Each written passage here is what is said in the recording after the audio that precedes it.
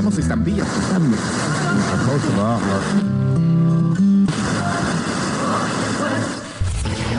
You are now tuned in to your number one radio station. Violent people. Radio.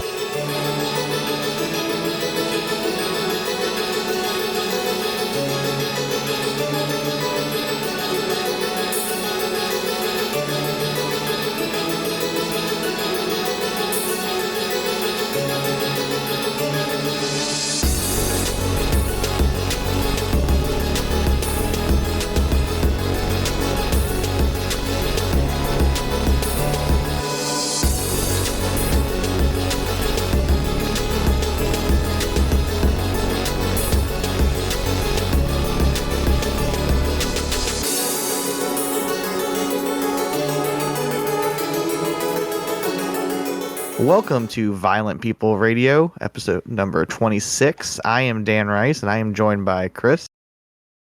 Hello. Pat. Hey. And our special guest, Andy, a.k.a.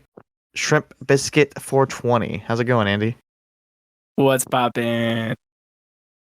Now, do you prefer Andy or Shrimp Biscuit? You know, I may prefer Shrimp Biscuit, but I feel like listeners will prefer Andy. That's fair. We don't give a fuck for man. 26 Damn. episodes in. These little piggies will listen to whatever the fuck we want to feed. The sheep. Oh my god. Sam, I don't even know what excuse you used to get out of this one. I'm sure it was great or bad. Yeah, I have no idea where Sam is. I either am sorry for that happened or I'm hoping he's having a good time. You know, he's probably gearing up the machines to start tabulating the VP 2010's ballots. I'd make a joke about someone dying, but the last time people did on this podcast, they actually died. So we're gonna stay away from that. I mean, you can make that joke. The rest of us probably can't. But Sam, I hope those cakes are delicious. Is this cake oriented? I'm gonna freak out. It's always cake. It's always cake for Sam. I honestly think that if I changed all these passwords, I don't know that Sam would go to the trouble of trying to get the site back. I think we could just hijack it here tonight. We can Steal the site. Stop the count. Stop the count.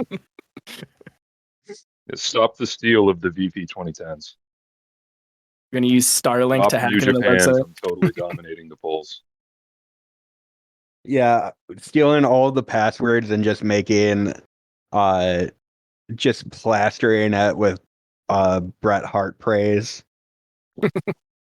Which He I will really- gladly do. He really loved the 25 under 25, so I might just do that again every week. And just But just still give him a new like dump of data to tabulate. and I'm just gonna keep saying, like, putting his byline on it. This is Sam. Sam's still here, loving the site, loving young wrestlers. When is the 50 over 50? It seems too easy. Like 25 under 25 was a real struggle. Like 50 over 50, it's like that'll be easy to 50 fill it up. feels. You got to do like 80 over 80. Now There's we're a talking. challenge. Well, so we got Hackenschmidt, and then we need 79 more people. I really want Segunda Caída to update their like all-time match of the year list, but that has to be the best match you've seen in 1908.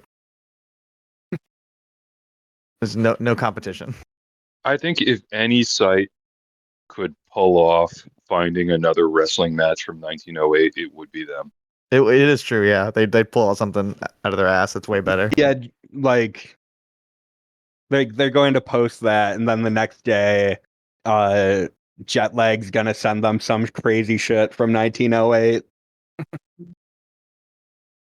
Like literally the first ring ever set up in Mexico. I got The literal Shinkiba first ring in Japan.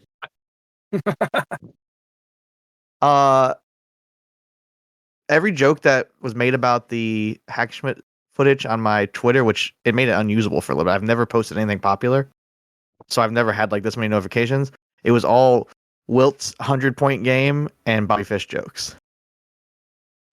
And so that's why you went to Blue Sky. I did go to Blue Sky today. It seems to me so far that everyone wants it to be cooler than it is. Yeah. There's a lot so of wish That is casting. every time. I'm I got- like posting there a little bit again, but like you're seeing it on like when people are posting, like everyone join up on Blue Sky. It's so much fun there now. And it's like, no, you want more people to join Blue Sky so it can be more fun there now. Like it's better than it was like last year, but it's still not good. It's still like Yeah. I'm not following a ton of people, but it's not very active still. It needs the spark that like 2011 Twitter had, where you could still like roast celebrities and they would have no idea what was happening. And they would like reply. Yeah, yeah. Like you could tweet at like LeBron James, like, like how many cigarettes you putting out on that stripper's booty, and he would like reply to it. I mean, my only post I made, I talked about, I'm like, it does clear the bar of Twitter where I don't see unintentional porn and violence, which is like, I can't open X anymore, like in So public. don't select art as one of your interests. Someone told me, yeah, I Because all didn't do my that friends- because Yeah, anime, like anime because porn then and stuff. you'll get like furry diaper art. And personally, I can't stand all that furry diaper art that keeps coming onto my screen. I had I a wish friend that someone had would do like something about a it. secret Twitter that was them just drawing furry porn, but like I guess I didn't know that like you can search by contacts, and I was doing that one day. It's like, oh, is there anyone on my phone that I don't follow on Twitter? And I was like, oh shit. That's I could see why crazy. I could see why I don't follow you. He's not. Oh, but he's not a celebrity. But my Twitter celebrity story is Jamie Varner and me, MMA fighter. Used to be in WEC and then briefly UFC. Where like I just trolled him constantly. Like I said, he'd reply. Like he definitely knew my name for a while and hated me. He wouldn't block me. He would just. I'd be like, break a leg. No, seriously, break your fucking leg. And he'd be like, I'm gonna come get you. I'm gonna come get Like he kept asking me to come to fights. He's like, come to fights and fucking say this. It's just replying to you with like a photo of a gun. And I'm like 18 years old, so I think it's the funniest thing ever. Yeah. So if people want to know what kind of violent people content they can get off Blue Sky, I've been doing one of those one like equals one personal match of the year things. So far, I've got 2023 was CM Punk versus Jack Perry. 2022 was Brawl Out. 2021, I just wrote Don't Know. And I think 2020 was the Fujita Shiozaki stare down. Not so much the match, but the stare down. And 2019 was Wagner versus Blue Demon Jr. at Triple Mania, and they censored the photo I put up of a bloody Blue Demon Jr. holding up Wagner's hair. That one went up and just was instantly like marked as graphic content by the moderation team. Boo. I don't know. Woke nonsense. I mean, it does look like he's holding up a piece of Wagner. I'm a big fan of 2021 Don't Know. Like that's violent people energy right there. That was I don't think I watched anything in 2021, so actually It's a no, I very watched genuine answer. Psycho Clown versus Rhea Scorpion would be like the default thing because I know I watched that match. But that match also might have been in 2022, so My Yeah, I don't have Twitter the- celebrity I'm back story. to don't know. My Twitter celebrity story was Deadmau5 tweeted me. He told me to go fuck myself, which was cool. Yeah, So he's chronically my online. Had you my done last something? act on Twitter. It was there. Deadmau5 like retweeted a song that had a sample in it, and was like, "This is shit. Like, don't sample this song." And then for the next like 72 hours, he just refreshed his computer because anyone who said like, "No, this is good," he would reply to them. So he was just replying to everybody. So I told him his tattoo looked like shit, his neck tattoo of like the claw or something, and he told me to go fuck myself. I like it. So that was my little And my brush with fame. kind of last hurrah on Twitter was there's a group chat I'm in with a few friends, and we were talking about Saw movies, and we were also talking about Ezekiel Jackson, and it was kind of two conversations happening at the same time. So I tweeted Ezekiel Jackson, Rick Lon Stevens. I was like, "Hey, dude, what's your favorite Saw movie?" And he responded. He was just like, "One." It's a good So choice. Yeah. Oh, I saw replied that. to- That was you. Hell yeah. I replied to that like, "Thanks, dude. Have a good day." And he liked the tweet. That's awesome. That's a violent people do. Big Rick. And you should make a post out of that. My Twitter story is that everyone thinks I'm a sweetie, and It's true. that's it. That's the long and short of it, and that's what I'm sticking to. You know, Michael Elgin, Ronnie Radke. Yeah, David I can Starr, they all see- are great. I can see Leslie Lee's posts again, thanks to Elon. I like it. I feel like Sam probably has like I know for a fact that he has like set Saw thoughts, so I like him not being here. I'm gonna say his favorites too. And I That's don't a know if bad that's bad. pick. I think it's a bad one, so I don't know for though. But It's boring. Saw 2 is kind of mid. I have watched at least the Isn't first three the three, good, but I don't like, remember. the good one? I've heard one was a good one. Because Well, I one mean, feels one- like one- not a Yeah, Saw Ezekiel Jackson says one. Yeah, but like, isn't 3 the one where like people who are invested in the Saw lore, they're like, okay, that's the one that's actually good, and the rest it's kind of like a Hellraiser 6 situation. So Saw 2 has like an interesting concept with it's got like it's like a house of horrors, but like the traps are kind of hit and miss. But it's like fine. Saw 3 sucks. Saw 2 has Okay, the I don't know which gnarliest, one I'm thinking of then. Uh, the Saw say gnarliest numbers trap here. for me. 4 is pretty good. Saw 6 is pretty good. Saw 5 sucks. The new Uh, one, like from like a year ago, was pretty good. Where it's like the first half is just a normal movie, like story, and then it goes into the sawing off legs and shit. That one It would wasn't be bad. awesome if it was just like a romantic drama about like a couple, and then like the fucking puppet just like wheels in at the 40-minute mark. Love Billy the Puppet. See, Chris, you're a movie guy, so I have no problem with you having Saw thoughts. But then like we find out that like Sam's ever watched like a Coppola movie, but I think has seen all those Saw movies, and I think there's something wrong with that. I think there's something actually wrong with that. I think watching Saw movies is as close as you can get to seeing a Hollywood version of Tournament of Death or the Carnage Cup, so I think that fits. I guess it Yeah. does fit with the kind of wrestling we're bringing to the table. I just like the idea of Saw thoughts. Yeah, this guy's got Saw thoughts. Oh yeah, This guy's got I Saw got thoughts. a couple Saw thoughts. I'm saying this is a guy who's like I've got a his lot whole- of Saw His thoughts. whole family's got What's- really into Terrifier sounds like a movies. So what do podcast. I know? Once we get the Patreon or the Fansly or whatever going, that'll be the premium podcast, Saw Thoughts. Saw. We'll get like Bobby Beverly on to, talk about his favorite Saw. Friend of the show.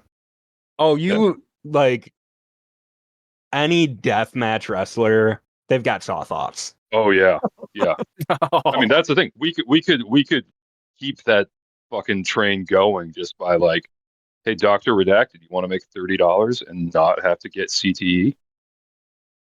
Yeah, and there's so much you can talk about, your favorite movie, your least favorite movie, your favorite traps. The Patreon better be popping off if we got $30 to spend on Saw thoughts. We will be That bankrupt. seems like a steep price. I feel like Thumbtack Jack is like a joke slash, meeting of the minds there to get Saw thoughts. We need to get Thumbtack Jack and Sam in conversation. We got to do it. We got it. That's $30 tier. I love it. We'll run the fundraiser. $30 $1,000. We'll live stream their debate on Twitch. It's like we were gonna do a fundraiser for charity, but instead, will you give us $30? Listen to Sam and Thumbtack Jack, please. I mean, it'd work. That money Someone goes would do straight it. to Jack. I'd It That's goes still charity give straight the to Jack. $30. The problem is the people that would give $30 work for the site. Yeah. Oh It's my- you know, it'd be like when I used to work at a comic book store, and it's like, okay, how much, like I can't just buy comic books.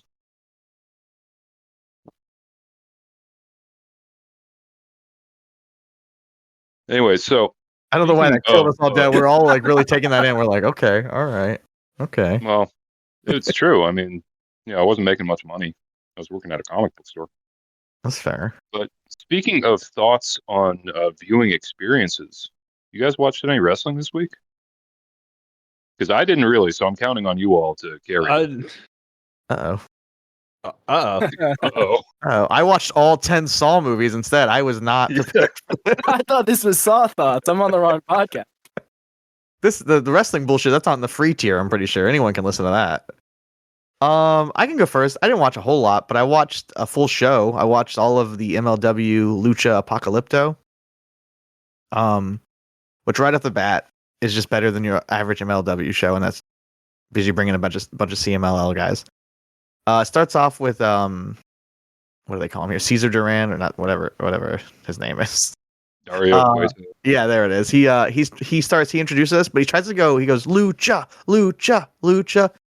They don't even like pipe it in. It's just silent crowd. That's their opening, and it didn't air live. Like they didn't put it up till These Sunday people night. had already sat through like 3 hours of like Oh, normal MLW MLW. TV tapings. Yeah, If That's you what want I to meant. kill it, After? make them watch an actual MLW show.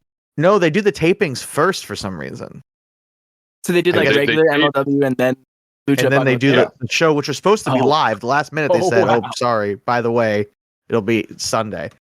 Which Yeah, it Cubs being fan live is went the. to it. Oh, go ahead. Cubs fan went to it and he said like he got there at 6:30. Show started at like 7:30. 2 hours of MLW, then 2 hours of Lucha Apocalypto. So it was like midnight by the time it was over. There was a really cool Mexican grandpa wearing a Cleveland Indians hat, so he seemed awesome. The Hechicero Ultimo Guerrero versus Kevin Knight and Esfinge was awesome. I mean, this is like breaking news. Hechicero, one of the best in the world. It's really, really funny because it's like if I go through match by match, it's like the next match features no luchadors. Brett Ryan Gosselin versus Alex Kane in the chain match. Not good. Not gonna pretend I watched the women's 3-way. Next match, this I had high hopes for, or not hopes for Matthew Justice versus Bad Dude Tito. I mean, every Matthew Justice match is the same, and I kind of like the style, so I'm okay with it. But this was the lower end stuff. Then they added in a Contra match of Suzuki and Kwan versus Matt Riddle and Kojima. Ugh. Yeah, it's MLW. They did this like giant pull apart brawl, but it's like I don't know. As a guy that watches more MLW than I should, it feels like this shit's been going on forever. I don't care at all. And then the last two matches were the best matches on the show. It's Atlantis Jr., Star Jr. versus Cavanario, Felino, and Magnus, which was awesome. And then they did Mystico versus Averno and Teton. And I was sure this was to get the title off of Mystico. You put him in a 3-way, but he's still the champ. He's going to be the MLW World Middleweight title holder forever. I think Which in they January. actually spoiled for the live audience because in the taping for the show afterwards, I think they had Cavernario come out and be like, Mystico, I want, your title. Well, I say that aired after this on Lucha Apocalypto, but they could have taped it beforehand. I didn't even think about that. If you're watching the things, you're probably getting spoiled on all this. And Yeah, because they're setting up wrestling. all the next challengers before they're doing the title defense. That's so funny. Wrestling's the best. Nothing is going to touch 2016 TNA when they taped like 6 months of television in a weekend. They had like the giant tournament that came down to, I think, Matt Hardy versus EC3. What a time. But it was just like no one, like they just taped like 40 matches a day. No one could figure out like what order is any of this supposed to be in. At I've least been to a they lot kept of me like confused. I've been to like the AEW where they do the Rampage and stuff afterwards and the Ring of Honor beforehand, but I've never been to like a real like marathon taping live wrestling, and I'm pretty happy about that. I mean, I've been to, you know, like when they do like Dynamite and Collision back to back. It's like, man, by, you know, 4 hours, like fatigue sets in. I'm just like at the Grand Slam thing, I left the main event. It's like, I don't give a fuck about, you know, Okada versus Guevara. I want to go back to sleep. Well, every time I've been to AEW and they have, you know, Rampage after, I end up leaving early, and I'm like, I have a pro wrestling podcast. Like I write about this shit. Like I love wrestling way too much, and I'm leaving. So I just don't know the kind of people who are like, yep, hour 4, this is great. I don't Especially believe when I'm not a hour 4 coward. is a Sammy Guevara match. Yeah, it's always that. It's always like you're not staying for Sammy Guevara. You're not Yeah, I don't know. I did stay all the way to the end for one show that had Pentagon versus Commander, I think it was, as like the main event of Rampage. And I'm like, yeah, I gotta stick around for this one. But every time I go like now, I'll be with my girlfriend, and I'm like, okay, well, like I know you don't want to sit here for 4 hours. I kind of do, but we'll see what's on Rampage, and maybe it'll be good enough. And then like as soon as I say it, it'll be like, yeah, like the Bear Bronsons versus like the Outrunners, and I'm like, hey, good news for you, we get to go home early. We can get Taco Bell and beat the traffic. you escaped the saw trap of Tony Khan. Yeah, I remember my first AEW show. It was like, I'm like, I don't know if we want to stay or not. I was with my family. They were kind of discussing whether or not it's worth it. And it was like, coming up next, Christopher Daniels and Frankie Kazarian. And I was like, oh, we can go. No, we can absolutely go. That's kind of, you know, I'm doing this thing where I watch all of GCW from 2024 because I hate myself. And I kind of like spoiled myself. I'm like, what are the main events coming up for this next run of shows I need to catch up on? And I'm just like, oh boy, Mance Warner versus Kazarian. Woo. That is always the best when you spoil yourself. And the spoilers are terrible. Yeah, looking up the, you know, just what the matches are, not even the results, just the matches, and I'm just kind of like, all right, I've lost my enthusiasm for this week. One thing I was enthusiastic about, though. If you get to that show real fast, though, you get to watch Mance Warner versus Manny Lemons. Can you tell me who Manny Lemons is? He's a guy from Denver, I think, Colorado, that area. Okay, all right. He's when GCW does the Colorado shows, he's like part of the, you know, they always have kind of their local area guys who show up like every time they're in Texas. Obviously, Sam Stackhouse and Fuego del Sol and Dulce Tormento will be there. But like they won't be there for like the New Jersey show. Yeah. That is actually that's a one positive thing you can say about GCW. They do that, and that's cool. Yeah. I just have no idea who Manny Lemons is, but yeah. Pat, what wrestling you watched this week? That's awful. I watched ICW No Holds Barred, Volume 65, live from Cambridge, Massachusetts. Hell yeah! I could have gone to this show, but I forgot it was happening. So I watched it on IWTV. And so it was at the Middle East nightclub, which is they have a couple different nightclub spaces. This was in like I think the smaller one. Shout out to the Middle East.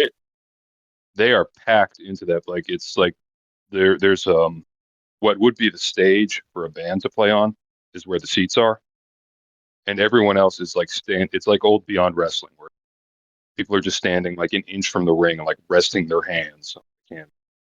And another funny thing about that venue is that the line to get in is through this like restaurant. So like anytime there's a show there, it's like the funniest group of people just standing next to like normal human beings sitting down eating their normal food. So I can only imagine what a wrestling show at the Middle East upstairs looks like. Very. I can only imagine if people were eating like while this thing was going, and they just hear just the sounds through that tiny door. AIW ran a venue like that, and you know I'm a weirdo, so I'm there like hours early. Way before me and my buddies are there way too early, and this family comes up to eat, and they is this the line to get in? And we're like, to the wrestling show, and they're like, no, to eat. And I was like, oh, you can just go in. No, just really filled with shame though. Yeah, you deserve No. that. Then yeah. they took one look at your "I'm a hugger" T-shirt. Well, I mean, it is like 4:30 p.m. on a Friday, and I'm like sitting on the ground outside of a restaurant, so they're on the right. Yeah, probably. So they had a bunch of, I guess, I don't know if there were travel problems or just people couldn't make it, but so they messed around with the announced matches. It opened with Malcolm Monroe III versus Gabriel Sky. They threw each other into a bunch of shit. Jimmy Lloyd came out and did his Broski Jimmy bit and said he didn't have an opponent. So Cody Manhorn came out. And the ending of that match had Jimmy Lloyd do an unprotected chair shot to Cody Manhorn that made me think that, like, it was an attempted murder. Like, like it was like, did Cody Manhorn touch this guy's nephew or something? Why? What did he do to deserve that chair shot? So highest recommendation for that chair shot. Next was Tommy Vendetta over Little Mean Kathleen, and watching that, I think the night of the show was when Joey Janela had put up that big long Twitter post about, like, the indies have never been less cool, like whining about WWE ID. And watching Little Mean Kathleen wrestle, I thought, he's right. The indies have never been less cool. Fortunately, after that, we got to the good half of the show. We had Bobby Beverly over Dr. Redact. That I watched just that match from the show, and it rocked. That was sick. That was, I mean, they just, like, reckless disregard for the crowd's presence. They were doing, just like, it was like crowd work in that they were literally just brawling through the crowd, making it up as they went. Redacted kept doing his thing where he would get hit in the head and then he would, like, fall into the audience. He crowd surfed his way as part of the entrance right next to the big no crowd surfing sign. And friend of the show, the Bev, he went over. So nothing to complain about. Did you watch Hoodfoot versus Otis Cogar? I did not watch anything else yet from that show. Okay, that's the other one to watch from this show. Early on in the match, Hoodfoot, his head starts leaking blood. Like, I don't know if they got him with a gusset plate or something, but, like, he is just, all the blood that would normally go to his brain is instead just leaving his head. And the commentary said, "Oh, he's squirting. He's a squirter." And that will be something I think about until the day I die. Is Mo Atlas being described as a squirter? But they went nuts on each other, and then the finish of the match, Hoodfoot went over Cogar by suplexing him through a pane of glass, which is a no-no in Massachusetts. You're not supposed to use glass. I don't know if they're just going to eat the fine or whatever, but also they did that with all of the crowd, like, pressed right up against. Like, I was just like, dude, that is so sick. Like, imagine standing 2 inches from someone getting smashed through a pane of, frankly, very dirty looking. Now you talked about them You eating know- the fine. Now ICW, as far as I know, was going out of business, but now they're back, and I think they're going to Japan or something. Is this accurate? Yeah. At the start of the thing, Demanto came out and announced, "We're going to Japan." That's a lot different than going out of business. Yeah, That's a big switch. maybe he's like he's found, like, a wealthy billionaire that he's tricking into marrying him or something. Did you see? I mean, I know you won't watch this for forever because you're like watching every GCW show, but did you see the lineup for NGI? I know who's in it. I saw They the put spread. they put Dr. Redacted, Tommy Vendetta, and Tank in a four-way with Brandon Kirk, and that makes me sad because Kirk's definitely going to go over. I mean, Redacted might. Redacted doesn't show up in GCW often, but they gave him a main event win over Owen Vite to, like, heat him up for the NGI. I would like him to go over. So he might pull a fast one over Kirk. And I worry about Sawyer Wreck being in it with her retiring. I'm afraid they're gonna put her over. Kill her. I mean, I'd actually be a little into that. That's why I'm watching GCW for. Well, so much for Manders ever going on Saw Thoughts now.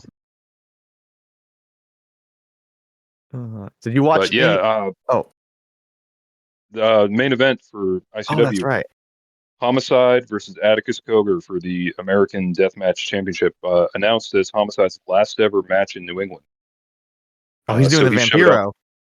Vampiro. Yeah, he showed up as the Demon in the boiler suit with the Michael Myers mask.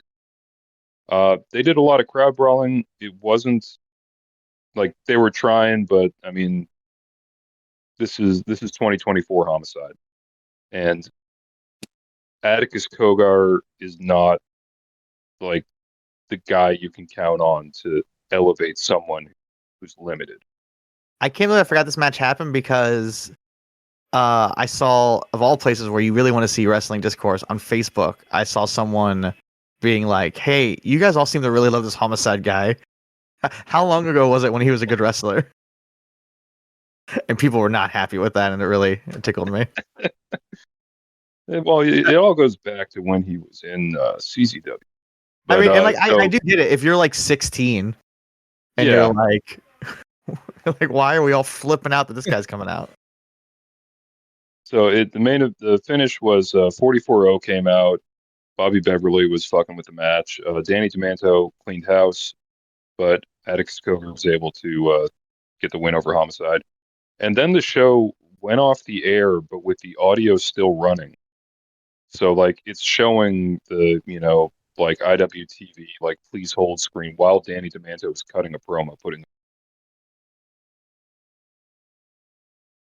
A little Easter and egg.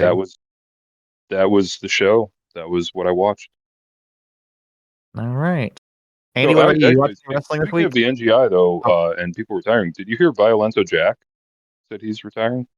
Oh, I did not hear that. He apparently announced it like at like Arena Nesa. So 20% of the NGI lineup is retiring. And isn't Drew Parker in it? So I mean, doesn't he count as retired? Yeah, I mean, is he back forever? I don't know what the deal is. I don't know. I was never a huge Drew Parker guy. Yeah, Also, it's not so clear funny on that. Also, it's so funny that now it's just the NGI. You can't call it the Gage Invitational anymore. Nick Gage was supposed to wrestle Sammy Callahan in that cage match, and I guess Sammy. This is what Twitter says. Sammy didn't show up at all, and Nick was there, but not in a state that you want to put him in a wrestling match. Great. So Nick, Yep. the ICW show was a doubleheader with Beyond. So Beyond ran in the afternoon, and then ICW ran in the evening. And at the Beyond show, Gage showed up and challenged Gulak for the New Year's Eve show, and that got my hopes. I'm like, oh man, Nick Gage in ICW, that's going to be good. And then he didn't fucking show up at all for that show. I mean, like he might have been in the building, but he wasn't part of the show. That's crazy. If you told me like a few years ago there was like a Beyond ICW joint show, I would be like, that sounds incredible. And now it's 2024. Yeah. So, like, since Nick Gage has returned, has he actually wrestled a match? Did he wrestle for RF's company or just come out? I don't remember. I think he just came out. So, like, he's just done a bunch of like the appearances. match with Drake is in December, I think. Yeah. So we'll see. We'll see what kind of shape he's in next month, I guess. Well, he's building a brand. He said, I mean, he did say like on the Boulevard Bullies thing, he's like, I'm going to be into like podcasts. I'm going to be into. Oh So my we might be god, able to get him for Saw Thoughts. Oh, he's getting him on Saw Thoughts. Nick Gage. Nick Gage on Talk Tua. Nick Gage at the movies. Nick Gage is Pookie. I'm trying to figure out how to delete the recording as we're recording. So you listened to that interview, Boulevard Bullies or whatever it's called? I listened to clips of it. Oh, okay. Yeah, I didn't. I just heard that. I didn't sit through the whole thing because the Boulevard Bullies guys. I might, speaking as a podcaster who does not get paid to do this at all, they're kind of annoying. Listen, I hate to say this, they are part of the Patreon. They're in the $10 tier. Oh shit. So I don't think they're boring at all. I think they're great guys. All right. Pick one But of Andy, did you watch any wrestling this week in prep for your VPR debut? You know, I really should have this week. No, you're perfect. The only thing we really watched this week, I finally caught up with the KT Dan show, and then I rewatched Wrestle Dream because we were there live, so we didn't get to like watch the production with commentary. So it's a great week to have me on. Well, was Wrestle Dream better live or watching it back? I know the answer. Well, see, watching it back, I had to watch it back after everyone on Twitter was complaining about the downer ending. So much better live. I had a pit in my stomach after that. Yeah, everyone's just stupid complaining about the Yeah, and they were like, "Oh, the ending. crowd was Play that I quiet." enjoyed. Oh, absolutely. They said, "Oh, the crowd was quiet because they didn't like it." And it's like, I was gonna throw up. That's why I was quiet, and that's badass. How do you express that you're enjoying Bryan Danielson getting murdered? What would people want? I don't even know what to compare it to. What about the KT Dan show? Any thoughts on that? Yeah, I'm not like super familiar with a lot of that scene, but the Sato match, if that's how you say Hikaru Sato's last name, that was crazy. That was really good. That ended up being my match of the night, even though I love the Space Boys so much. But That's funny. But my match of the night was the match immediately after that, the tag match. the tag match was sick too. Yeah. Sato had he's had like a good year. I mean, I don't follow that scene as much, but like the Zack Sabre Jr. match, this match, That match too. Yeah, like he's, I don't know, just having a great I don't match. follow that scene a lot either. And then, I saw the Zack match, and I think I saw the Abe match, and I was like, I need to look into this guy. And the more I did, the more, I guess his gimmick is just pervert. He just like it comes out, and people talk about him being a pervert, and so I stopped looking into him, and I'm just gonna watch the matches. He's in the Real World Tag League, teaming with oh god, Yuka Miyamoto, and I'm like, oh, that's interesting, and Abe's in it with Aoyagi, and then my boy Mike DiVecchio is in it, and I'm like, I will never watch any of these matches, but I'm glad they're happening. Exactly, it's a very good for them. Yeah, Good it's like for I everyone. will not ever check these out, but like it's really cool that Mike's going over I'm there. not Good for reading him. all that. Happy for you or sorry. Yeah. I would love for people to be talking is- about them and say how great they are. That is me with so much of wrestling.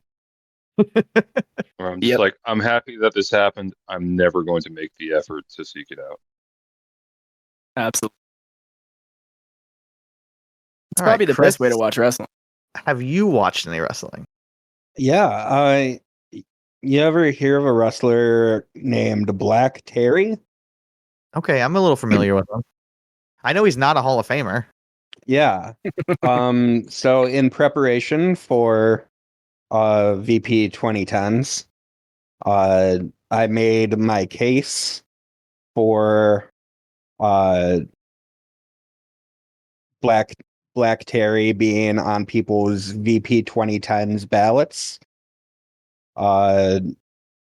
So first to do that, I had to figure out what Black Terry matches are still on YouTube and still public. Because unfortunately, a lot of them are private. Yeah, somebody in the Discord was asking for Dr. Cerebro Rex, and then everything I went to pull up was gone. It's just like all IWRG I want to pull up is gone. So I'm like, I don't know. Yeah.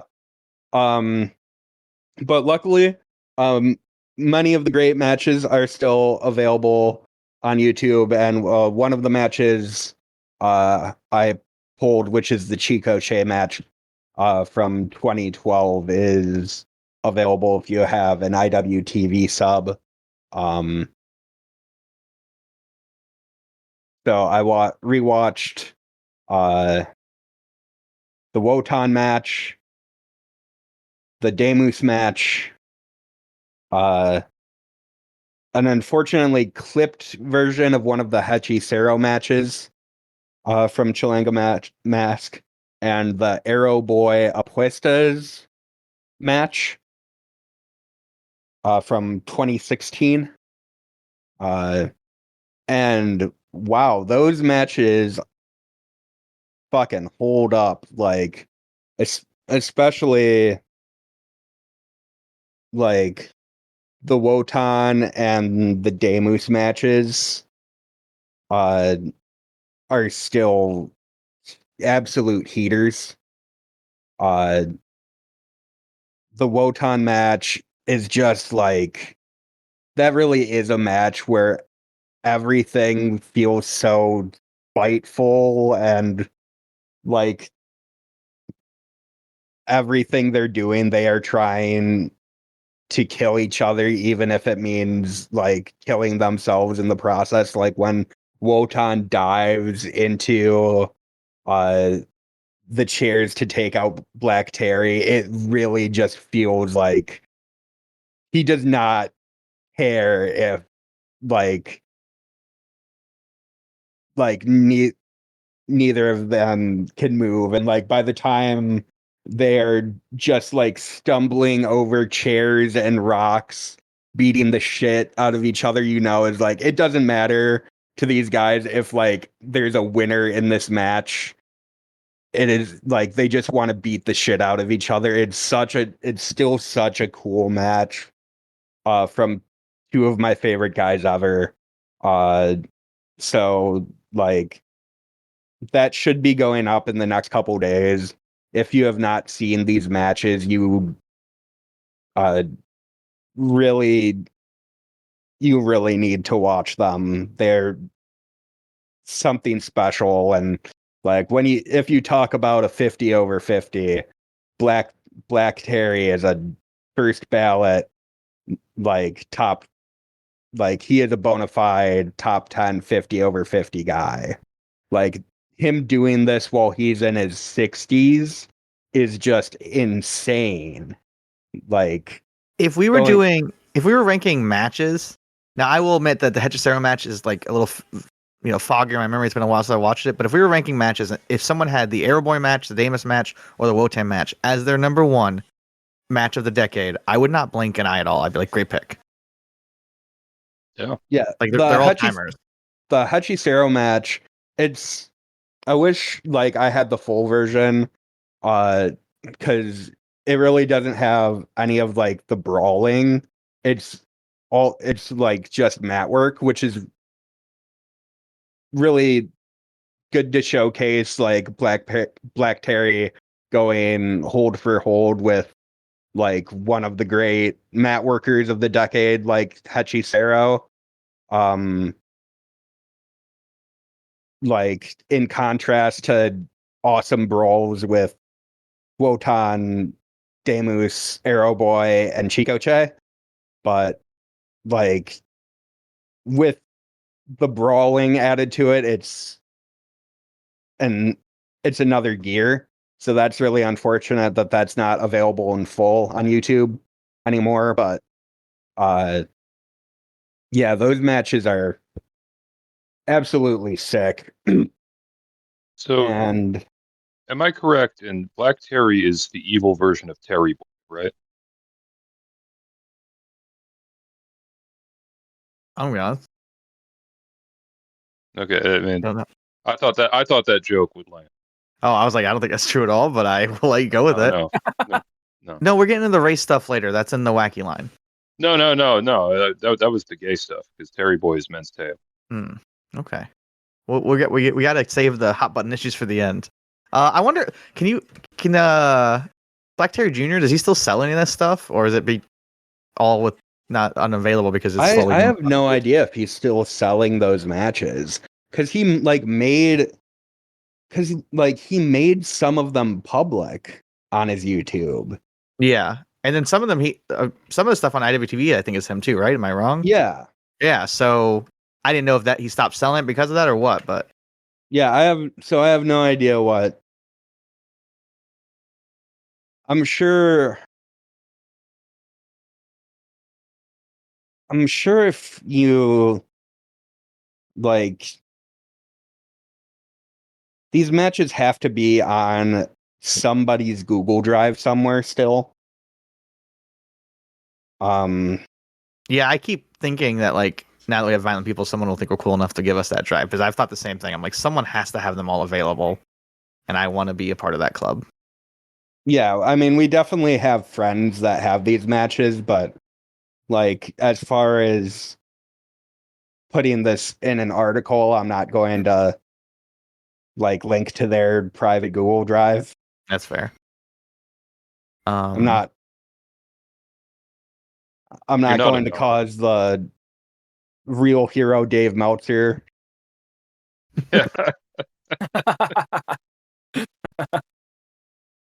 Oh man, Dave's so sick.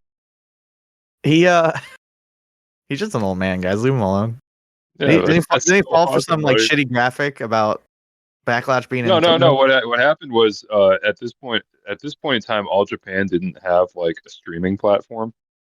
So one day he's just like in the daily update, like All Japan has launched their streaming platform and just linked someone's fucking like Google Drive full of like bootleg AJPW videos. No, I know that, but I think in the last week or so, someone posted a fake graphic saying Backlash was going to be at the Tokyo Dome, and he just reported it as news. And Yeah. he And he tweeted reported it. it. He's just all of our grandparents just being like, "Oh, this is true." I mean, the peak was when was the Michael Elgin thing. Oh, he linked it to Tumblr. Yeah, he's just like case closed, you know. Wait, I didn't hear about that one. So I need to there was fill a in. scandal years ago where Michael Elgin, I can't remember if it was a wrestler who worked for him or if it was a wrestler he was training, but he was accused of some, let's call it uncool sexual behaviors Yes, I towards do a remember woman. the scandal itself. Yeah, Yes. So very then, uncool. yeah, so the woman was posting all this stuff about it, and then Dave Meltzer on his forum uh, just wanders in and is like, you know, here's a Tumblr link to all these screen caps of DMs from like the other side of the conversation. I don't know who gave it to Meltzer, but it was clearly like someone trying to steer, trying to muddy the waters and steer things away from, Elgin being the guilty party. And he just like posted it with no commentary, no context. It was just like, all right, here you guys go. Here's the truth of the matter. That's crazy. This When- was back this when is- I think Dave knew how to use the quote or edit function on his own message board. So Elgin, I think, is going to Mexico next month. He's finally making that stop on the canceled tour. so he's going to be tagging with like Marty Skrull. Yeah, probably. He's on a show with LA Park and Aerostar. I remember seeing it on my Facebook feed. Great. We'll probably see some of that show Yeah, you'll watch some of that. December. When are you gonna post the December Lucha Roundup? next July. All right, 4th of July reading. I kind of pigeonholed you into early July too when I said that. Sorry. Yeah, that's very rude. Yeah. Some point in July. All right. Are you guys Oh, I guess we can talk about since you plugged what you got coming out. Pat, you got something coming out this week. Or Yeah, I posted- you had something come out. So this past Monday, it went up on the site. I just wrote something about why I think people should vote for Sanshiro Takagi of DDT in the VP 2010s. My case for it is that I think he's sick. You really don't need much more than that, but if you're one of those whiny people who wants to hear more, I kind of talk about how the comedy division of DDT gets overlooked when it really kind of follows the same template as King's Road Wrestling, just without killing people yet.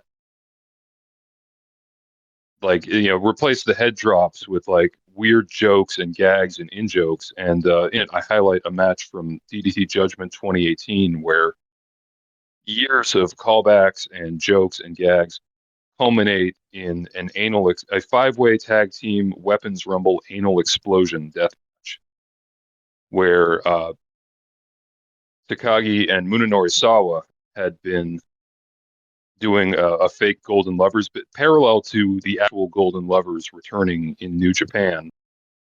They were doing their own like note for note recreation of the Golden Lovers reunion while claiming that it was a totally original idea and it had nothing to do with anything going on anywhere else in wrestling.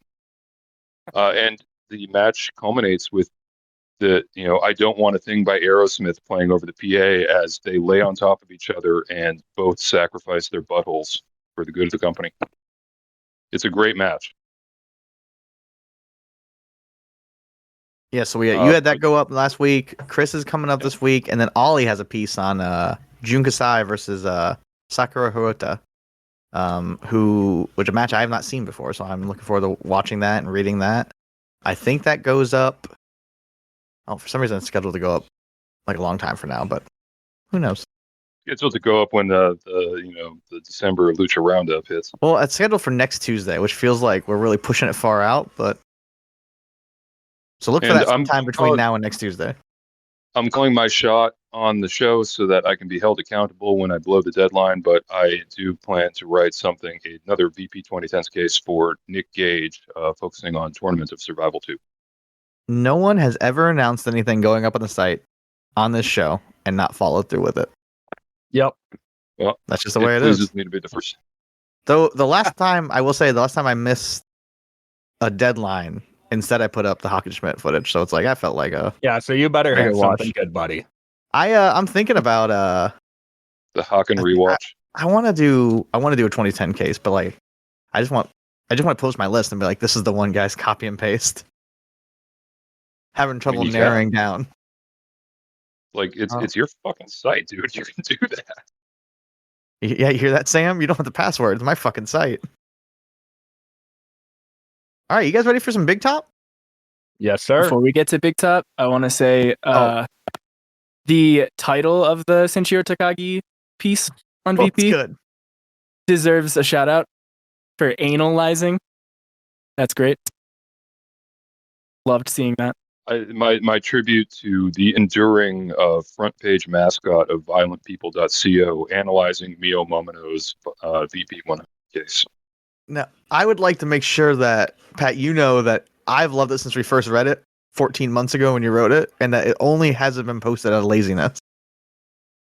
Yeah, pretty much. I think me and Sam were playing chicken on who would sign you up, and then he lost. He signed you up, so now it's posted. And now I've got a cool avatar of Sting from WCW Mayhem for the PlayStation 1. And everything's good. Beautiful. Oh, yeah, you do. VPR co-host, XPW endorser. All right, for real this time, Big Top. As is tradition, we let our guest host, Andy, pick the Big Top if they're so inclined. And he picked comfort matches that may not be the best ever, but they're ones that you can watch a million times and that you love and they make you happy. So Andy, you must have had at least one match in mind immediately when you picked that. So what is it? Well, I had a few, and I was kind of going back and trying to find ones because I had some that were like some of my favorite matches ever, but I wanted to do ones that are like, not necessarily the best. So the first one, we'll just go in chronological. Kobashi Akiyama from 2004. Noah, I want to say it was Departure, is one of my comfort ones. Love it. It's not necessarily like the best of that style, but for me, one of the things that got me like super into like the nerdier part of wrestling a couple years ago was like old Kings Road stuff. And that match is just, it's such a breeze to watch, even with its length. It's just spots and they fucking throw hammers at each other, and it's like makes you jump out of your seat, like run through a wall type stuff. It's something that, again, like maybe the structure isn't the best compared to like other Kobashi or Akiyama matches, but it is so easily rewatchable. And that's one that, like, whenever I kind of get bored of modern wrestling and I want to, like, get my love back for older stuff, I throw that on and I'm like, cool, going on a Noah binge. So that's my first pick as like a comfort match. That was mine, like, number one thought process is like ease of watch. Like, there are like epic great matches I like, but like sometimes you have to sit in and like really strap in and watch it, where like this is just something that like I can always throw on. Yeah. So I'm gonna say what I thought of immediately. It's a match I've probably talked about in here. I talked about it with Sam on his Desert Island Comp podcast. Jay Briscoe versus Mark Briscoe from HCW when they're in the parking lot. Oh, just absolutely murdering each other.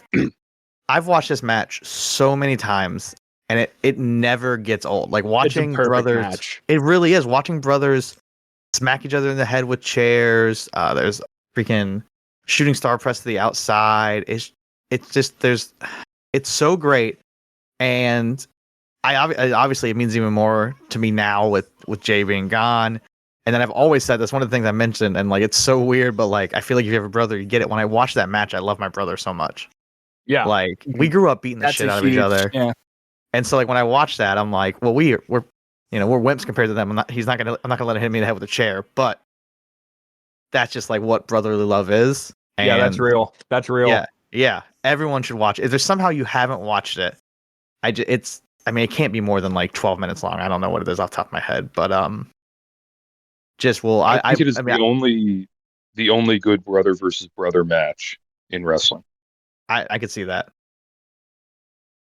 Yeah, I don't want to poke holes in that because it's perfect, and it's just so random. That was like when they were on their hiatus too.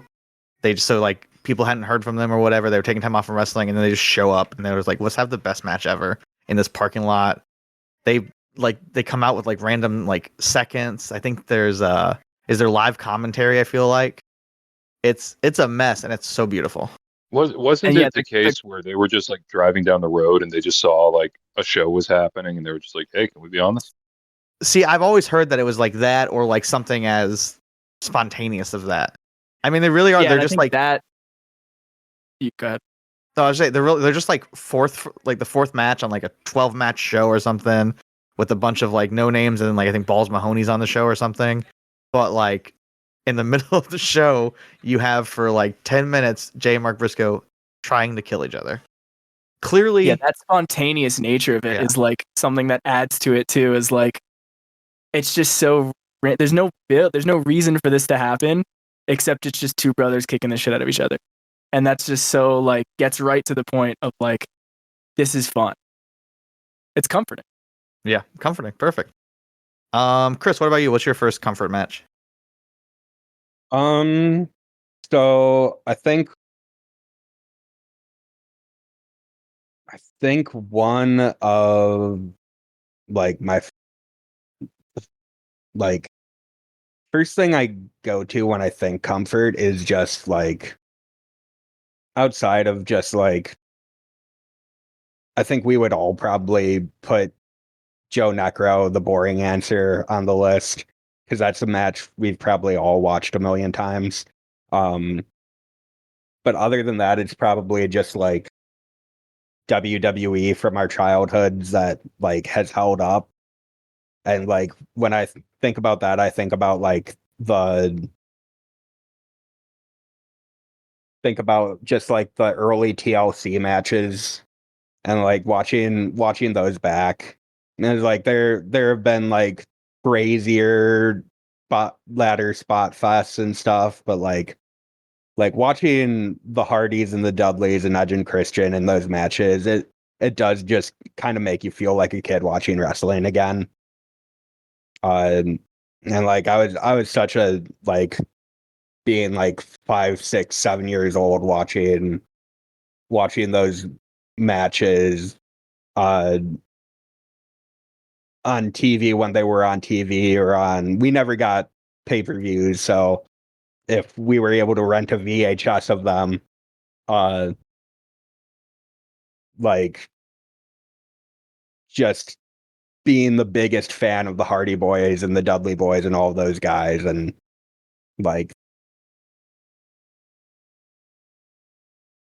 and those being just like such formative, it turns out on my tastes in wrestling of like, I love seeing big bombastic car crashes that are just filled with super creative stunts and athleticism and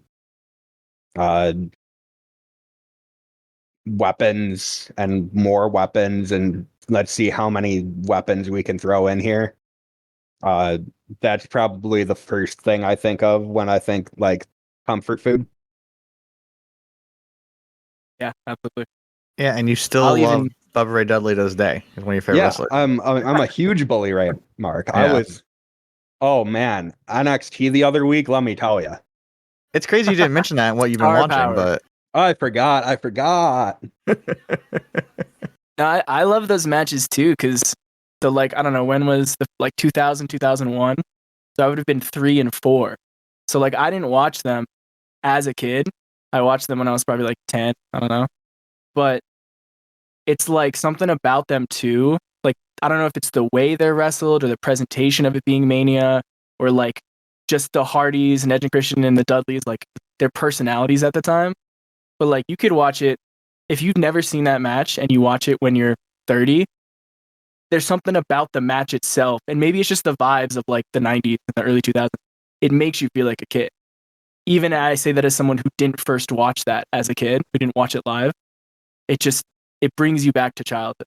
It has the wonder of wrestling in it, if that makes sense. and then not to sound like Bully Ray, but everything just feels so much more impactful than in the thousands of ladder matches we watch now. And that a lot of that Those are is very just because scary. we've seen so many. Not But to sound like Bully Ray was very scary.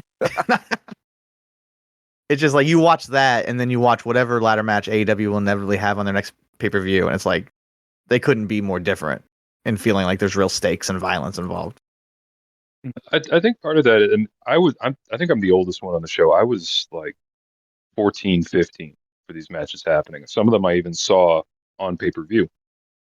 And when stuff like Edge spearing Jeff Hardy from the ladder happened, like you can't fake the kind of amazement that the crowd expressed, that the commentators, you genuinely felt like you were seeing something that had never, no one had ever conceptualized doing something that stupid and insane on a WrestleMania level stage, or even, a Raw or, Nitro level stage.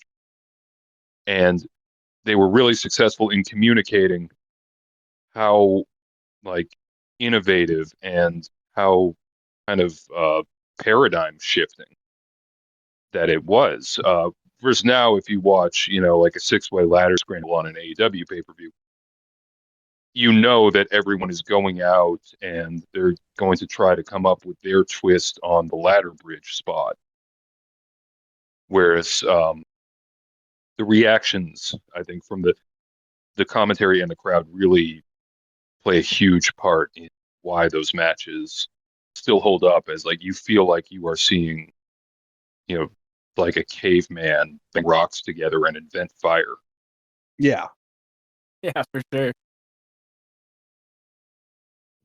What about you, And Pat? What's your first comfort match? So, speaking of stuff from when I was 14 and 15, I'm kind of the same way, where I like to watch stuff from when I was young and when the world seemed better, and when the grim specter of mortality did not seem so close. And thankfully, YouTube has a lot of it.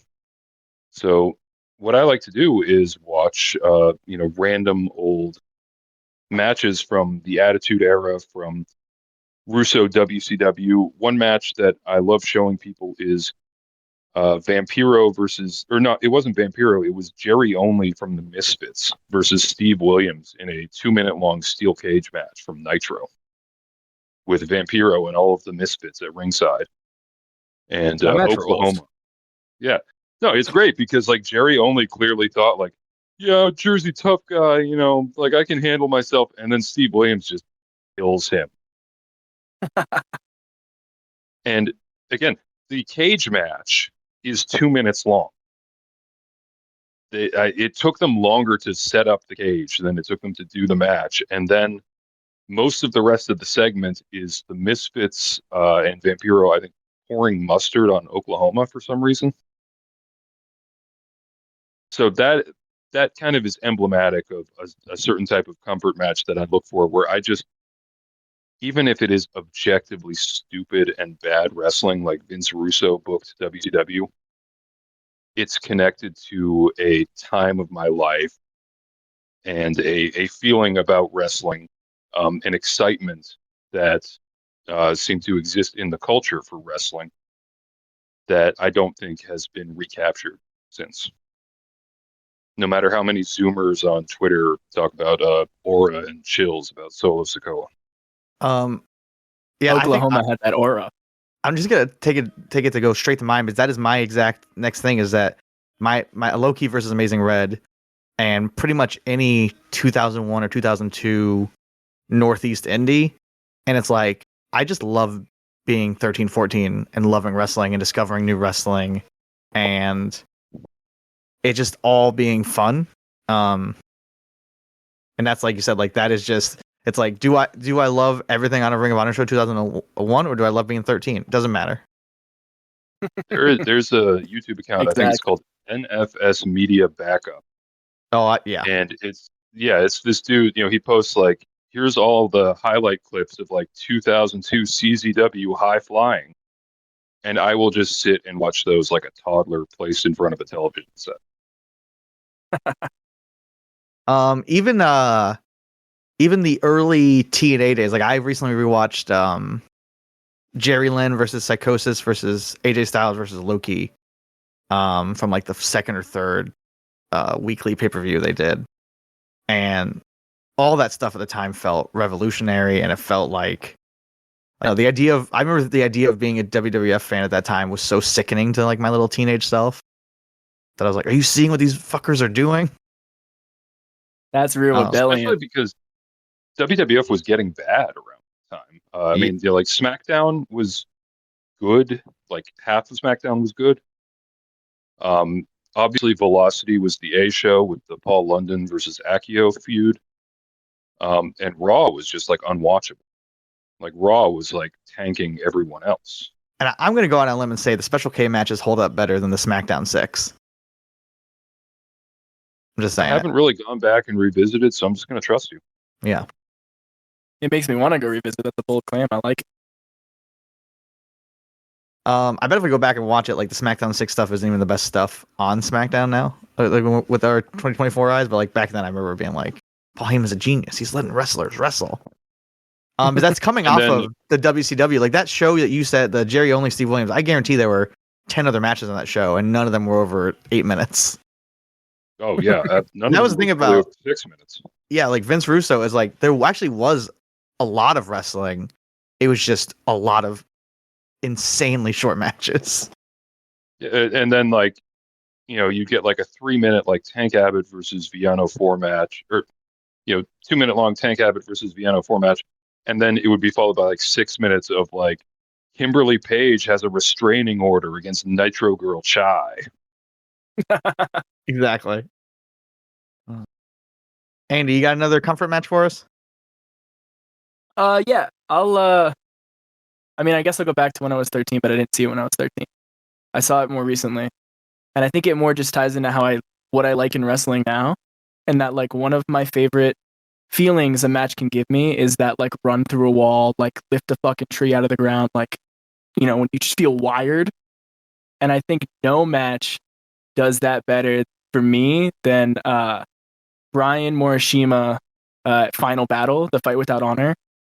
The whole match is great, but specifically from the first notes of Final Countdown to like when he times it with the hook, he stands on the chair and everyone yells at the Final Countdown. Like that is the peak feeling that I want every single match I watch now to give, of like I feel like I could run a mile right now just from watching something. So that match will, and then the rest of the match bangs too, which is a really good David and Goliath, no holds barred, violent match. But that feeling is like, I've been looking for that since. that makes You're sense. just chasing it. Just chasing that high. So that's my Alright. number 2. I love it. Chris, you have another one for us? Yeah. So this one's a little bit more recent that I've ended up like rewatching like again and again. It's one of my favorite matches of the last 5 years. It's from Bayo and Mexa Wrestling. It's the trios match with Rocky Santana, Mr. Condor, and Elio the Fishman versus Flystar, Toxin, and Wotan. And like one that's just like a crazy lucha brawl.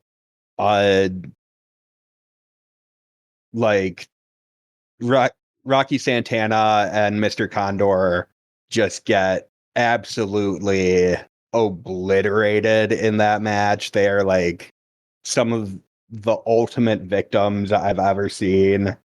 And you've got like Fishman and Wotan at the peak of their feud.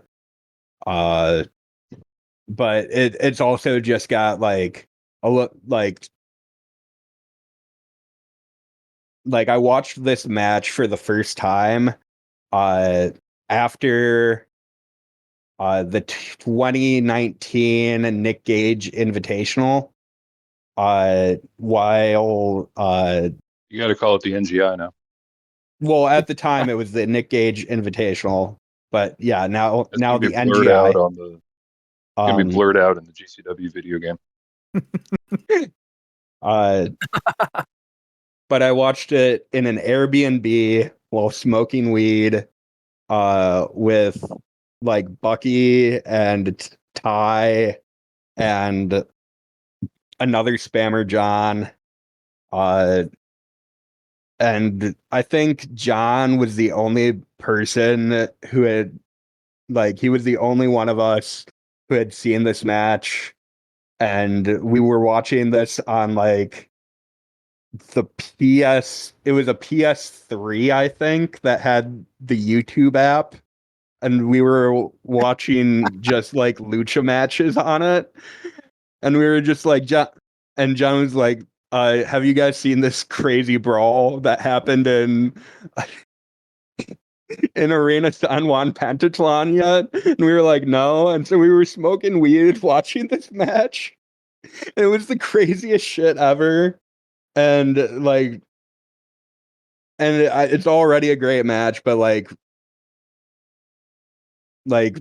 watching it back takes me back to that night, meeting some friends I met on wrestling Twitter, and like just having a good time shooting the shit and meeting Marco Stunt and Yuko Miyamoto at a Mexican restaurant. And like, Who was taller? Yuko Miyamoto was taller than Marco Stunt. By much, or? Yeah, I would say. All right, I had to make sure the audience clear on that. But yeah, like just the connection of it being like I think it was the last wrestling event I went to before COVID, and it was like my first time meeting these guys, and so it was just like, yeah, I rewatch it every few months or so, and it's like watching these fuckers bleed. It's so cool too because when you list the 6 men, it's like, yeah, it's a Chris match. Yeah, and it's already a Chris match. Yeah, like if somehow like if we listed all these matches, like it's like, oh, who picked out that one? Yeah, it's obvious. Yeah. That feels like the definition of a comfort match, though. That's like a really good pick for that. Yeah, that is awesome. Yeah. Pat, you got another one for us? I got one. it's closer to the vibe that Andy was talking about than the one Chris just was, but it's Ella Park versus Roosh from Elite in 2016. That's on my list for sure. Yeah, that is a match I can watch infinity times, never get tired of it. It's exactly what I want from wrestling, which is my favorite wrestling is when they go out and you genuinely can't tell if things have gone out of control. This is kind of the apex of that, where even the referee was no longer sure. And it's such a sick brawl. They're throwing boxes of beer bottles at each other's heads. I think the DQ was a trash can, like an entire metal trash can gets thrown around, and it's just exactly what I want out of wrestling. I don't want every wrestling match to be like this, but I want wrestling to always have matches like this. That's very well said. It's not even. I'm not even totally sure it's their quote unquote best match, with whatever that means, but it's definitely the match that of theirs I watched the most. No, I'm second guessing. That's the one with no finish, right? Yeah, that is exactly the elite right. one.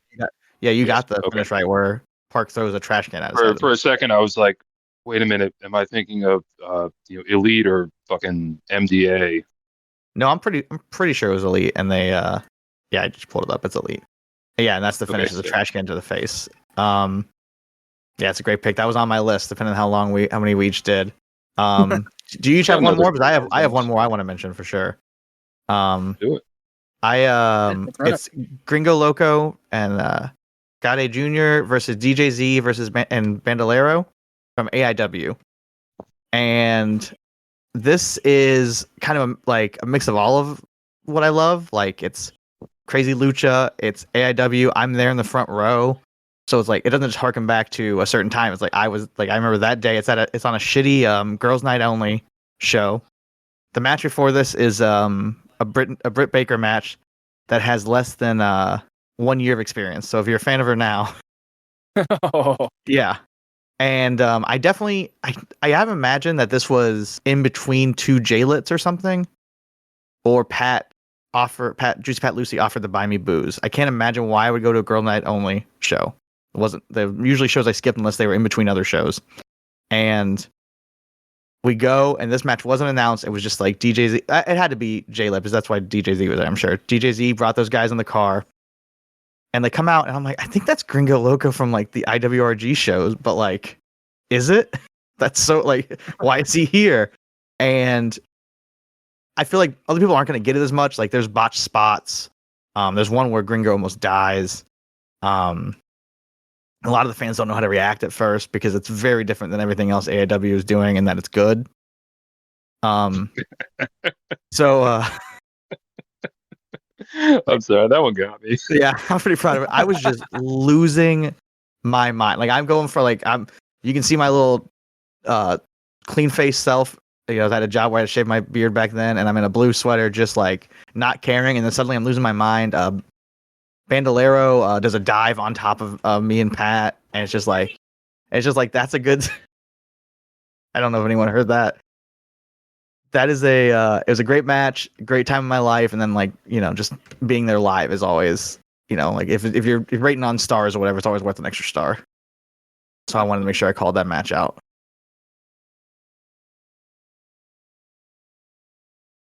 I could do one more. We're doing one more. Yeah, go ahead, do one more. Also, on the topic of like when you look at the list and you're like, who picked that one? It's like, as soon as you see an AIW match. Yeah, that's fair. Right. I'll use my last one to do also one from when I was a kid, because it's also a match that I go back and I don't think it's the best match ever, but it's Cena versus Rob Van Dam from that one ECW One Night Stand where Edge came in at the fucking helmet for some reason and speared him, and Rob won the title. Because that to me is so indicative, like you said, like being like a teenager and like hating the WWE. Of course, I wasn't in depth enough to actually go outside of it. So to me, that represented like, yeah, this is fucking like badass. This is like violence, ECW, which I wasn't even alive for. So but something about that match, just like the environment, the atmosphere. I was alive for ECW, and I think One Night Stand 2006 is like the only time anyone has ever successfully recaptured that energy. Yeah, and you can feel it in the building. Show with the 6-person tag, where Edge sets McFoley on fire, right? Yep. That whole show could be. Honestly, I picked Cena Rob Van Dam because of the anti-Cena and the environment. And that's how I felt at that time. But that whole show is like a comfort show because it's also got Ray vs. Sabu, which is just good. So it's that whole era and it just captures how I felt as like an angsty teen, which is, I think, like that's what wrestling is at its core. It's just your angsty teen wanting to come out. 100%. So that whole show gets my comfort match, and then I could just put it on start to finish. When I had the network, I used to do that. I would just run it. And that was still like seeing all those guys seeing Sabu in WWE was just so cool. It just, oh yeah, he just stands out in a company where everyone is they always just kind of flatten out all your edges, round out all your edges. You know what I mean? Make you like, a WWE wrestler. Mm-hmm. Sabu's short time there, he was still Sabu.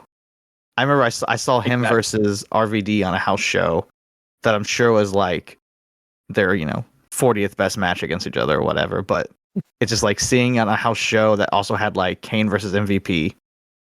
I'm like, this is right. I'm just like you. I'm like, this is the real wrestling now. As like RVD and Sabu like botch 7 moves. Yeah, as you buy a ticket to WWE, you're like, yeah, I'll show you WWE, man. Here's $50. Which is funny too, because I feel like me at that point, if you showed me like a 98 ECW show, I would have been like, oh, this is actually kind of bad. Because like I wasn't old enough to get it then. Now I get it, but I would have been like, what the fuck is this? This isn't ECW. ECW is Edge spearing John Cena. You gotta have Edge in there.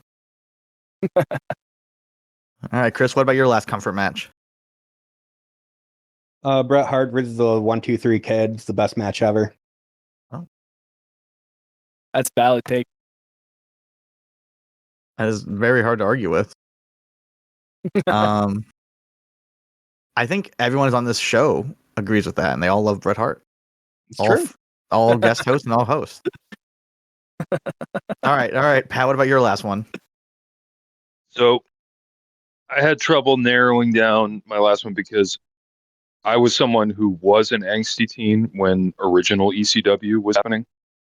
I was someone who would tape hardcore TV from my local affiliate at like, God, I don't even know what time it aired, like 1 a.m. I was someone who, when I was, I think 11, it's like other kids would whisper, it's like, yeah, ECW, that's the wrestling promotion where it's actually real. But I think to summarize, and I love all that shit. Like, I love all the terrible fucking matches. I love how, like, half the roster at some point breaks their leg on a guardrail. But to summarize my love of ECW in one match, we got to go to September 20th, 1997 at the ECW Arena for ECW As Good As It Gets. This is a match I've watched probably 50 times. I could watch it 150 more and not get tired of it. It is Bill Alfonso versus Beulah McGillicuddy. And I'm going to go out on them. I think it might be the best match of the 90s. Well, Chris just told me Bret Hart versus 1, 2, 3 Kid was the best match of all time, and that took place in the 90s. Well, the second best match of the 90s. So I'm having some trouble figuring out. I think it's a 1A 1B situation personally. Okay, all right, I can see that. I mean, there are people who, because Beulah is involved, will refuse to watch it because they don't go to Girls' Night Out shows. It is definitely the best ever match between two non-wrestlers. I would like to point out that at the point when I was boycotting Girls' Night Out shows, I was getting on a Greyhound bus to go to Shimmer shows. So it's just. So was it the stories I always heard about Shimmer was like had like these wild after parties where like the fans would like get the wrestlers to like chop them. I was not involved in any of that. But I also Oh, yeah, didn't love the vibe of a lot of people that were there. So I would, no, I mean, it's like when I say it's like the fans, I mean like absolute creeps, like the people who are on like Barbie Hayden's OnlyFans now. I will say this: only indie show I've ever went to where you could not get to the merch tables. Like if you wanted to get to a merch table, you had to fucking want it, like elbows out. Wow. Those guys were buying their 8x10s and whatever else they were doing up there. Oh yeah. But yeah, Also, I mean, for if anyone who- AIW for anyone who- wasn't good with men's wrestling, they're not putting on a good show with Brittany Blake and Crazy Mary Brittany Dobson. Knight versus Sweet Soraya. Yeah. But for anyone who has not seen it, Beulah versus Fonzie is the match where Fonzie blades himself and I think loses 30% of his blood. He is bleeding everywhere, all over himself, all over the mat, all over Beulah. Meanwhile, Beulah's offense is like she does like a handstand and then kind of like it's almost a head scissors. But the atmosphere and I mean this is what I was talking about earlier, where it's like the atmosphere can define a match almost as much as what actually happens in the match because it's the ECW arena in 1997. You want to talk about fucking freaks? I mean, Shimmer, those fans are probably saints next to the ECW fans. They probably did a lot less sex crimes too. A lot. And I'm might talking be about said. Shimmer fans, so that's a lot of sex crimes. Fonzie's offense too is just like, I'm bigger than you, so I can kind of get you up for this, slam. Which is funny, like Fonzie's bigger than someone. This is a match between two non-wrestlers who were not given any wrestling training. Yeah, you said people were saying ECW was the real company. Like, this was the match to show them to convince them that. Yeah. Like, yeah. If you watch this match, someone said, "Dad, do you know that Fonzie died after that?" You'd be like, "Yeah, okay, that adds up." I mean, I want to believe the that other iconic ECW moment is when Kimono Wanalea danced atop the ECW arena, but that I think is more of a comfort concept than if you actually watch it, it's just Kimono Wanalea, like she was a professional stripper dancing on like a grimy floor. Not the grimiest floor she's ever danced on. But I'm sure. But just from like hardcore TV, building it up with episode after episode of like 10-minute long ads for it. I want to say my favorite enduring wrestling reference concept, whatever, is the night Kimono Wanalea dance atop the ECW. Talking about the build up, talking about these older matches, that was a problem that I don't think it happens quite as much now. Is that because we're so slow to get tapes and then DVDs or downloading it off of Kazaa or whatever, like just the process of seeing matches was so much longer than it is now that like things would get talked about as like the greatest match ever, and then you finally see it and it's just pretty good. But I remember reading about Fonzie versus Beulah and be like, oh, okay, I'm prepared for what this is, and it's like, no, I am not.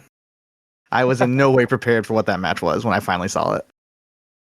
It was on NCW DVD when they were doing DVDs in like 1990, and it was like the most hardcore, horrific matches ever. And I'm like, oh, this is actually nastier to watch than Sabu versus Terry Funk in the barbed wire. Yeah, it's gross at points. I went ahead and put all these matches in a YouTube playlist, so I'm going to go ahead and throw that in the podcast description.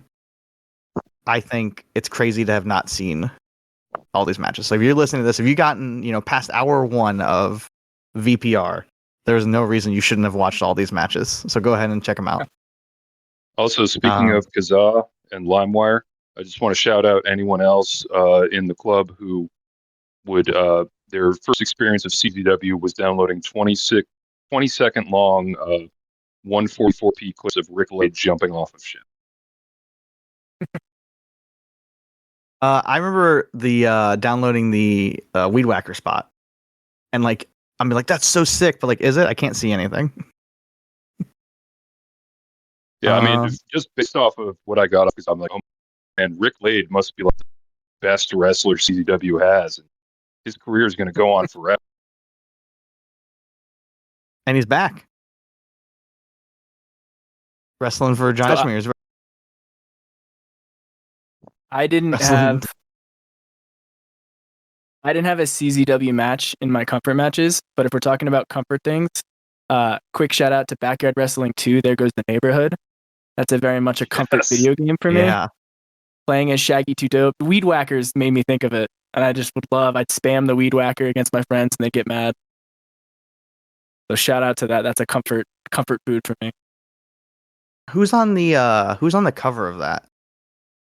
I think that's the one with ICP and it's some porn actress whose name escapes me. Yeah, maybe like Tara Patrick or something. I think it was Major Guns. Wasn't it Major Guns? I'm picturing a blonde, so it's probably Major Guns. It might have been. She wasn't in it, so that's why they had like you could play as porn stars in the game. Which again, as a 13-year-old, I thought that was the sickest shit in the world. Yeah, I mean, by the time that came out, I was like 16 or something. I mean, maybe older. No, I'm probably 16 or 17, and my mom didn't care, but I remember my aunt came over and she saw it like sitting on the desk and she's like, "What is this? You have a porno video game." And I was like, "Well, it says what it is." And then you quickly tucked your copy of BMX XXX behind your back. I'm like, I'm not cool enough to have a porno video game. I just have this so I can play as Nick Mondo. I remember being at GameStop getting that game, and the guy was like, "Hey, you know this is M, right?" to my mom, and she goes, "This is M?" And I was like, no, it's the wrestling game. It's just because it's like, you know, it's pretty violent wrestling. She goes, okay. And I like gave the guy a dirty fucking look. And I was like, don't you ruin this for me. I want to be Shaggy 2 Dope. I can't remember. I think it was the second ECW video game where they were just reusing the WWF Attitude Engine over and over to diminishing returns. But one of the match types in that was the ring was surrounded by not just flames, but by a lava flow. And if you threw the opponent out of the ring, it just showed them burning up into nothing instantly. And that is like my comfort wrestling video game thing is like, oh yeah, the ECW game where the ring was surrounded by hot lava and you could kill people. Murder. I was trying to buy, I want to say it was like Halo 5 or something. It was for a gift for a birthday party. I was on my way to a birthday party at a point where I was already in my late 20s. And the teenager at GameStop wouldn't let me buy it because I didn't have my ID on me. It was in the car, and they were like, you have to go to the car and get it. And I was like, I'm so clearly old enough to buy this game. Why are we doing this? I'm like, this isn't like Halo. I'm not, yeah, exactly. I want to say it was Halo. I'm pretty sure it was. If that was him, it was that. And I want to be like, it's not like I'm buying like cough syrup or like a gun or something. Like, I'm just buying Halo. I think I just gave the person money instead. I just stopped at an ATM. I'm like, you're just getting a handful of cash instead of this video game you asked for. And they were kids, so they were like, cash is awesome.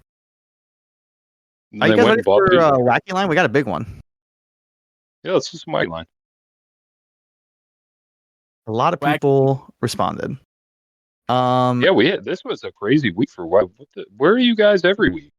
Yeah, sometimes we ask so far in advance. We'll ask multiple times and we get like 2 questions. This time today at like 11 a.m. I was like, oh shit, Wacky Line questions. And people went nuts. You're welcome. You're welcome. Yeah, that's true. They heard that you were going to be on and like, okay, we have questions for Andy. I heard the star of Thawts was going to be on. This is from NMC. What's the worst clothesline in wrestling history, or who consistently has the worst clothesline in wrestling history? Does anyone have any thoughts on this? I couldn't come up with one off the top of my head. Yes, most Joshi wrestlers. Honestly, yeah, that's a pretty good shout. Yeah. All right. Well, not hearing any. I'm like TJPW. I love you, but you just need to get all of your wrestlers to stop striking. Now it's nowhere near the worst. But can I say how now that JBL has to hit a clothesline on every single wrestling company in the whole world, I don't like his short arm clothesline. Like just comparison to the old clothesline from hell. So it doesn't look as good because he's also not like 300 pounds. Yeah, I mean, I get why he's doing it that way. He doesn't want to hit the ropes. Like, great, I get it. Yeah, it's so much worse in comparison. Yeah. Next question is, what's the worst food poisoning of your life? I could tell you almost the exact date. It would have been August 2007. Because I was a freshman in college. AIW show. No, I was not. I was a freshman in college, so it was like the first time I was missing some AIW shows probably. But I went to the on-campus Taco Bell, and yeah, and I was poor back then, so I'm sure that I got like 2 soft tacos. Like my order was how many soft tacos I could afford at that any given moment. Because I'm paying for school, paying for all that, so like I have nothing. So it's like literally like a little kid putting quarters and buttons on the counter. And these 2 soft tacos wrecked me. It emptied me of everything in my body, and I went on a pretty long Taco Bell hiatus, which was tough as a poor guy because that was where your money went the longest, like the farthest. Yeah. So that one, I knew that answer instantly. I knew that one way better than the wrestling question. Anyone else have any terrible food poisoning stories? It's very funny you say this as I have my Taco Bell pickup order ready to be picked up. That's what I'm doing immediately after that. Well, I'm going to ruin that for you because this isn't a food poisoning story, but this is a Taco Bell story, which was my first year of college. The local Taco Bell had a hepatitis outbreak. Holy shit! I think it was Hep A. I mean, so it's like someone working there must have been like, fucking like wiping their ass crack with their hand and reaching into all the taco meat or something. Violent People Radio. Yeah, I was about to say, if my food poisoning story isn't food poisoning story, it's salmonella.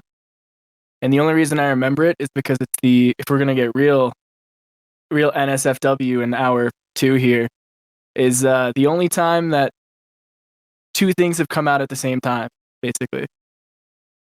Both ends. And what else? Same time. It's 3 things. Sorry, I should have said 3 things. All came out at the same time. Chris, you have any terrible food poisoning stories? Yeah, once ate some pretty nasty chowder. And that's all I'm gonna say. It was some expired chowder. This isn't food poisoning. When I was a child, I was probably, I want to say 6.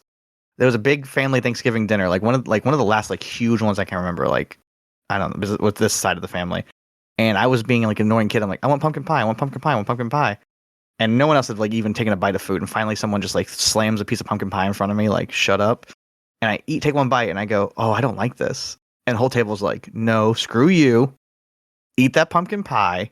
Like you were an asshole, and they make me eat the whole thing. Finally, an adult gets up to have a piece of pumpkin pie, and they go, oh, this is awful. And they find the can that my grandma had made the pumpkin pie from, and it's like pumpkin filling from like 1978 or something. Oh, jeez. It's like over a decade old. And like this group of adults just made this child just eat bite after bite of expired pumpkin pie. I'm like, I can remember the taste. Like instantly, I was like, that's not pumpkin pie, guys. All right. Our next question is from Valley Boy. He's asking for the top 5 wrestling wife guys. I will not do that. But if you guys have any wrestling wife guys, go ahead.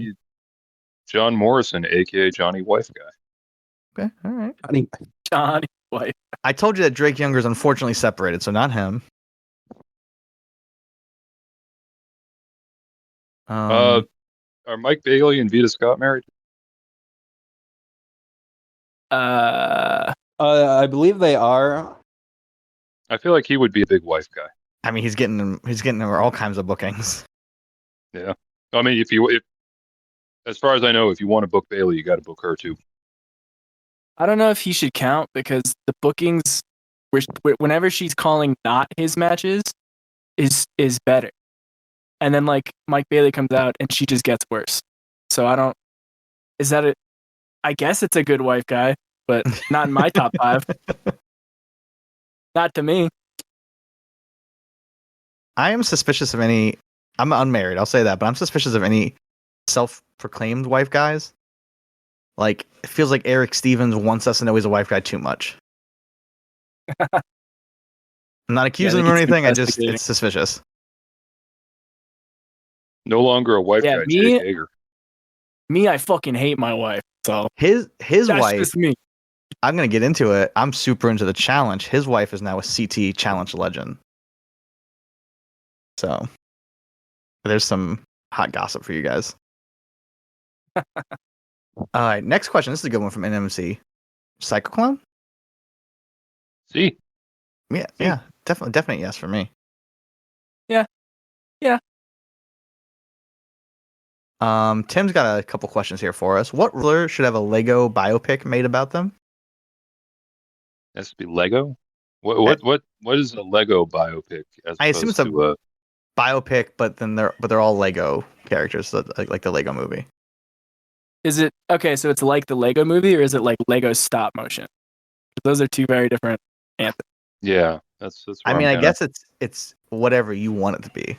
if it's Lego stop motion, Jake the Snake Roberts, because I think that's the only way you could tell that story in a way that is not even more depressing than the Iron Claw. But now imagine the Iron Claw if it was. Yeah, I mean, style oh yeah, of fuck, the Lego what am I saying? movie. The Lego movie CGI style Iron Claw, where they're all Lego guys. This And isn't good, it's but still like, Zac Efron. Like they sculpt out the Lego Barry on Von his Erich face. holds the Lego pistol and his head pops off like a little Lego figurine. okay, so you're gonna say that. I was gonna go with my answer then. Owen Hart. Oh, like you that could- one scene. That one scene you could really do like well. in the video games, like Lego Star Wars, where they break into bricks. Yeah, that's Oh what I my was God. picturing. Oh That is no! 100% what I was picturing. Thank you. Well, now I'm just imagining like the Mario Owen Hart movie, the Sonic Owen Hart movie. Rings go flying everywhere. Jim Carrey is Vince McMahon. Chris, you're a movie guy. Who needs a Lego biopic made?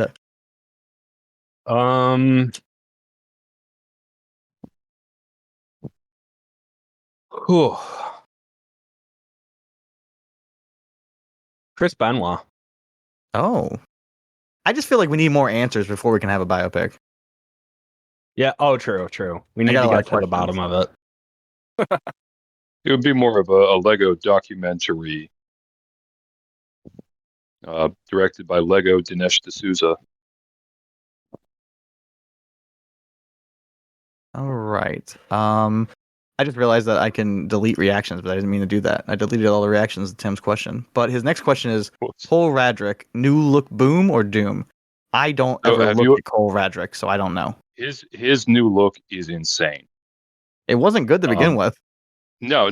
So Cole Radrick is a short, pasty white guy. He doesn't look particularly athletic. He makes CM Punk look like fucking Scott Steiner. And I'm talking like old CM Punk. And he looks like if Paul Shear somehow got tricked into wrestling a match like that episode of Family Matters.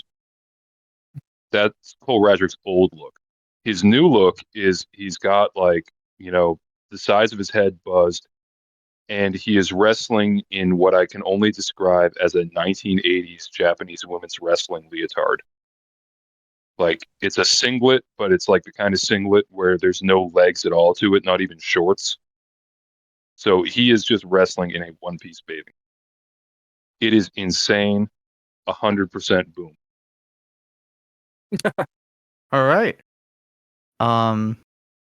We have a couple more, but I kind of want to end it on this double question here. That's from Marilyn and Tim. Marilyn wants to know who we would book in the new Nation of Domination. And then Tim has said that if they did Nation of Domination today, it would be cis white men because we are the ones being held down. So who would you book? That's not really a question. Yeah, I guess that's true. Well, someone after that said, who would you book in Tim's I like the question. Nation of Who would Domination? you book as the cis white, like anti-woke Nation of Domination? Yeah. So let's do either one. Your new Nation Domination, which is just whatever black people work for WWE and Triple H puts together. Or who would you put in the cis white one? I hate that Tim stole David Starr, but that's a really good answer. That is. I'd like to hear Drake Younger, EC3 Hogan. on a mic talking about being held down. I want to hear C3 on a mic ever. I want to see I pictures think the of his obvious, bodies against the wall. I think the muscle obviously is going to be Tyrus. God, That's please kind no. of just like almost like too easy of an answer.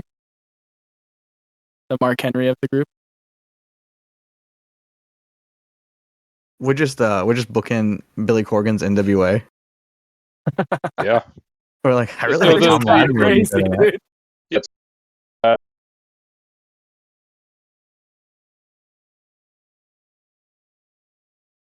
dude. They're the new nation of domination. You cut out for me until all of them until you said there's a new nation of domination. The I Southern heard you say Six. Just six, take and the I'm Oh, Southern imagining, Six yeah. and one for one, they're the Well, if The you need vanishing white nation of domination. someone in the white nation domination, maybe cocaine. Doesn't get much whiter than that. Okay.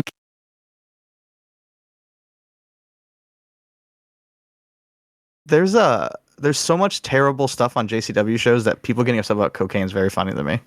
Yeah, it's awesome. They book Ellsworth. They book Ellsworth and Johnny Coachman's like, this is the worst thing that ever happened to this professional wrestling. I like Mhm. cocaine because I feel like recently too. I've been so like, Yeah, I like cocaine. I hate I like- joking and I hate irony and meta. And then I see cocaine and I'm like, actually, never mind any of my actual opinions. This is fucking badass. And Well, that's kind of the nothing should be reaction I had. serious When I'm like, ever again. all these canes are fucking stupid. I get it. Blue cane, gain, like we're over it. And they're like cocaine. I was like, okay, I stand corrected. I'm back. You had You a spun good me idea around. already. I'm sorry. what sells it is that he hulks up by like doing like the powder throw into his own face. Uh, what I It's think is really great. funny is I guess there was a guy who already did a cocaine gimmick, and so he's on Twitter desperately being like, "Look at me, cancel me. I did this awful thing first." Jonathan, cancel me. It really was. It was like, Coach, look how stupid I was years before they were stupid. Coach, So bench me, cool. coach. All right, well, I think that does it for Wacky Line and our show here, really. Andy, let's let you go first. Do you have anything to plug as the guest? Not really. All right. Follow me on Twitter. Follow the site on Twitter and Blue Sky and all that stuff. FinalPeople.co. Like I said, we had Pat's piece just went up. Chris has a piece going up. Ollie has a piece going up. Hopefully, a few more people will come out of the woodwork. I think we'll have a new Ken Shamrock this week as well. World's Most Dangerous Retrospective. So do all that good stuff. Pat, do you have anything extra? Review us on Apple Podcasts. Oh, yeah. You know, talk nice about us everywhere you go. Retweet, like, juice our engagement. Make it so we can get enough of a platform to open that Patreon and get Saw Thoughts. Thoughts. Now, Chris, how far back did this Black Terry piece push August Lucha Roundup? At least 2 months. All right, so really, the Black Terry piece is good, though, so that's good, guys. All right. Thanks, everybody. Peace. GP.